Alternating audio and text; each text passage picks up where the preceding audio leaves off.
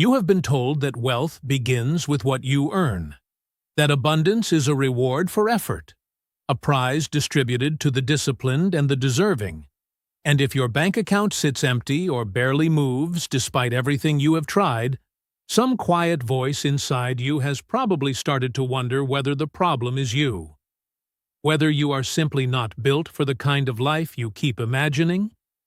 That fear is not weakness. It is what happens when someone has been taught to read the wrong book. The outer world, the numbers, the circumstances, the slow and grinding evidence of daily financial life, has been handed to you as if it were the cause of your experience. It is not. It has never been. And the man who proved that more completely than almost anyone who has ever lived did so while wearing the simplest clothes on the block. His name was Abdullah, and the people who passed him on the streets of New York City in the 1930s would have had no reason to look twice. His appearance gave nothing away. And yet this same man traveled first class, dined extraordinarily well, and moved through life with the kind of unshakable ease that most people spend entire lifetimes chasing. The young Neville Goddard, who would go on to become one of the most influential metaphysical teachers of the 20th century, was baffled by him at first. What Abdullah carried was not money in the conventional sense. It was something that produced money, and opportunity, and provision. The way a seed produces a tree, quietly, inevitably, from the inside out. This teaching is going to show you exactly what that something was. And more importantly, it is going to show you how to begin building it for yourself before this day is over. Most people who have encountered the world of manifestation have done so through a particular kind of frustration. They tried the affirmations, they wrote the lists, they built the vision boards, they attempted to feel grateful for things they did not yet have, and somewhere in the middle of all of it, the results either never came or arrived so inconsistently that the whole practice started to feel like an elaborate form of wishful thinking. If that describes any part of your experience, the problem was never your sincerity. The problem was the direction of your creative effort. The almost universal mistake is this: people attempt to build abundance from the outside in. They believe, at the level of their deepest emotional programming, that the outer circumstances need to shift first, that the raise needs to come, the debt needs to clear, the opportunity needs to knock. And then, once those things have happened, the inner feeling of abundance will naturally follow. Abdullah would have recognized that belief immediately as the root of the entire problem. The outer world does not lead. It follows. It is always, without exception, a reflection of what has already been established in consciousness. This is not a poetic idea. It is the structural description of how the law actually operates. The outer world is a world of effects. Every condition you are currently experiencing, financial, relational, professional, is the visible outcome of an inner assumption that was accepted as true somewhere along the way, often without deliberate choice. The circumstances did not create the assumption. The assumption created the circumstances. And this means that no amount of rearranging the outer world will produce lasting change until the inner assumption is addressed directly. Abdullah never dressed modestly because he was performing humility or testing some spiritual principle about non-attachment to appearances. He dressed the way he dressed because he had genuinely transcended the need to signal anything to the outer world. His identity did not live in his wardrobe or his address or what strangers thought when they saw him. His identity lived in a settled, unargued inner knowing about who and what he was. A man for whom provision was not something to be pursued, but simply the natural condition of existence. The outer world registered that assumption and organized itself around it the way iron filings organize themselves around a magnet. Not because of magic, because of law. The core of that law, as Neville Goddard taught it throughout his entire body of work, can be stated plainly. Consciousness is the only reality. Everything that appears in the outer world is the shadow cast by what has been accepted inwardly as fact. Your financial life right now is not evidence of what you are worth or what the universe thinks of you.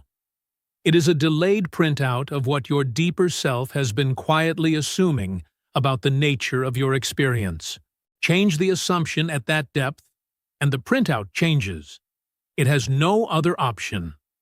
Where most people fall short in applying this is a subtle but devastating gap between intellectual agreement and genuine inner state. A person can understand the law completely, can describe it accurately to others, can feel genuinely enthusiastic about it in a teaching context, and still be operating at the emotional level where the law actually reads from a posture of lack. They are agreeing with the principle from within the feeling of not having. And the law does not read the agreement. It reads the feeling. Neville Goddard framed this precisely when he said, "Assume the feeling of the wish fulfilled." The word assume is doing enormous work in that sentence.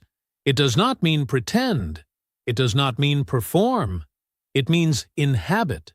It means become inwardly the person for whom the desire is already a settled fact. Abdullah had achieved that state so completely that his outer circumstances were simply unable to reflect anything else. There was no gap in him between what he desired and what he assumed to be true. He had closed that gap, not through discipline in the conventional sense, but through a complete reorientation of his identity. He was not a man trying to attract wealth. He was a man who had become, at every level of his being, the kind of consciousness through which wealth moved naturally. The distinction is everything. Now consider what Neville Goddard himself experienced before he could fully absorb this lesson. He had arrived in New York from Barbados as a young man with theatrical ambitions and almost no financial security. He was intellectually driven and spiritually restless. And when he encountered Abdullah, a black rabbi of Ethiopian descent who had mastered Hebrew, Arabic, and 5 other languages, who had studied Kabbalah and the mystical traditions of the ancient world, something in Neville recognized immediately that this man was operating from a completely different set of premises about reality.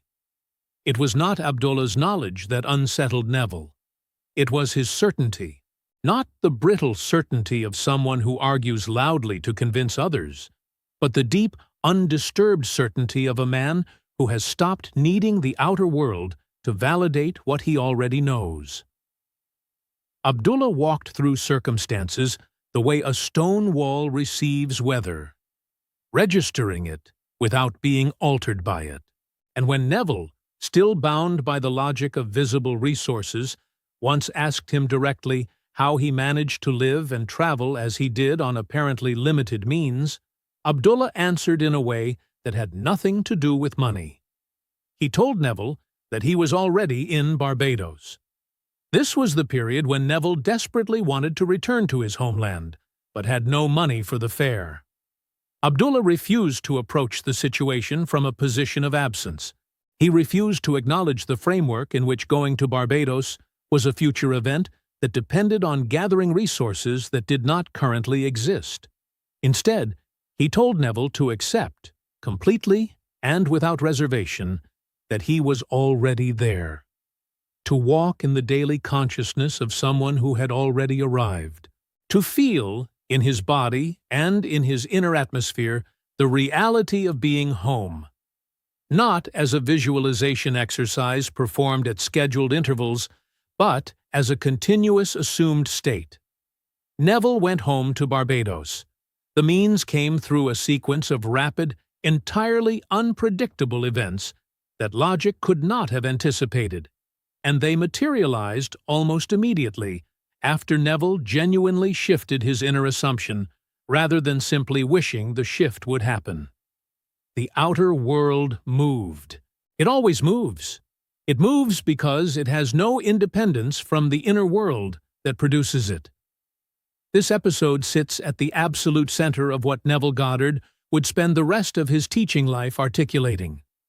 The law he described was not a spiritual reward system where belief earns blessings. It was a precise account of the relationship between consciousness and manifestation. A relationship in which consciousness is always the cause, and the outer world is always the effect, without exception, without favoritism, without moral commentary. And the key that unlocked it, the key that Abdullah had mastered, was the complete identification with the divine name that Exodus records as the deepest name of God. I am that I am. See, Neville returned to these words relentlessly across decades of lectures, because he had come to understand that they are not primarily a theological statement. They are a description of the mechanism. I am is the creative presence operating at the core of every human being. Every time that presence is given a predicate, I am wealthy, I am struggling, I am fortunate, I am stuck, it does not evaluate the statement. It does not apply judgment. It simply accepts the predicate as its current identity and begins to express it through the outer world. This is why the inner conversation a person has with themselves about who they are and what their life means is not incidental. It is the actual instruction being delivered to the intelligence that builds their reality. Abdullah completed that sentence only one way. He completed it with the reality he had chosen. And he held that completion with such consistency, such undisturbed calm, that the outer world received an unambiguous signal and responded accordingly. William Blake, whose visionary poetry was a constant companion to Neville's own thinking, wrote that the imagination is not a state. It is the human existence itself. Abdullah was not using imagination as a technique. He was living as it. His inner world was not a place he visited during meditation. It was the only world he recognized as primary. The law of assumption, fully understood, does not require belief in the supernatural.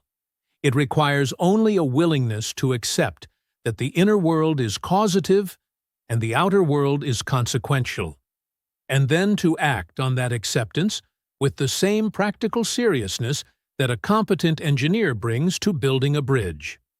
The engineer does not hope the mathematics will work.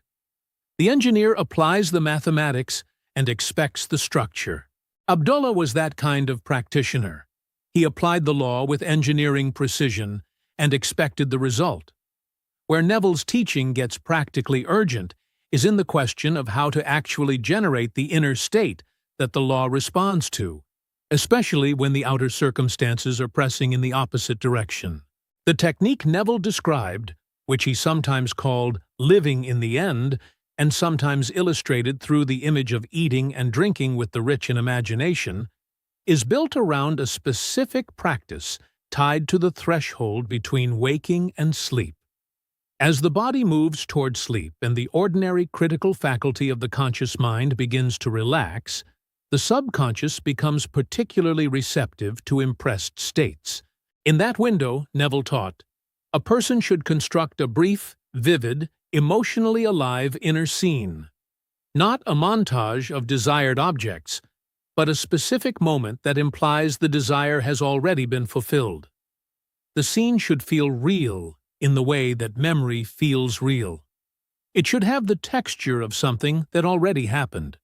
A brief exchange with someone you trust, in which they respond to your good fortune with warmth and recognition. The feeling of relief, of settled satisfaction, of a chapter that has already concluded well. You inhabit that feeling as completely as you can, and you carry it into sleep. The subconscious receives it as an existing fact rather than a future wish, because the subconscious does not process tense the way the conscious mind does. It responds to the vividness and emotional reality of an impression, and once it has accepted the impression, it begins quietly rearranging the outer world to match it. Through the opportunities it directs your attention toward, the ideas it surfaces, the encounters it draws into proximity. Abdullah was running this process continuously, not just in a nightly practice, but as his ongoing state of being. His subconscious had been so thoroughly and consistently impressed with the assumption of abundance and provision that it had essentially stabilized around that assumption as its default operating reality. Dr. Joseph Murphy, who worked in the same metaphysical tradition and whose book, The Power of Your Subconscious Mind, reached millions of readers through the 20th century, described this mechanism in language that any practical person could apply directly. Murphy wrote that the subconscious accepts as true whatever is impressed upon it through feeling and repetition, and then organizes everything within its reach to make that impression a physical fact. He observed this pattern in the lives of people he counseled and documented it with the methodical care of someone who wanted the principle to be teachable rather than merely inspiring. The crucial implication, which both Murphy and Neville drew out in their separate but complementary bodies of work, is that the subconscious is already receiving impressions every day, whether you are directing them or not. Every night that ends in financial anxiety is a night in which the subconscious is receiving a detailed, emotionally charged impression of lack and limitation. Every morning that begins with the mental rehearsal of what is missing is a morning in which the creative machinery is being loaded with instructions that will produce more of the same experience. The subconscious is not the problem. It is the most cooperative instrument in existence. It builds exactly what it is given. The only question is whether the person giving instructions is doing so consciously or unconsciously. Abdullah chose consciousness. He chose it with a completeness and a daily consistency that most people reserve for their most urgent practical tasks. He treated the management of his inner assumption the way a serious professional treats the management of a critical resource, with attention, with discipline, and with the calm confidence of someone who has already seen the system work. And the proverb that Neville quoted repeatedly in this context does not dress the idea in mysticism. As a man thinks in his heart, so is he. The heart in the Hebraic tradition from which that text comes does not refer only to emotion. It refers to the subconscious self, the deep inner assumption about the nature of one's identity and experience.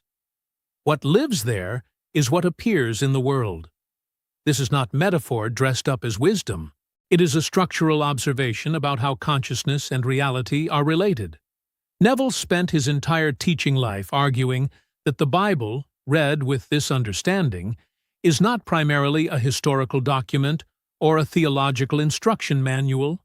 It is a psychological map, an encoded account of how the human mind operates as a creative instrument, and what becomes possible when that instrument is used deliberately, rather than accidentally.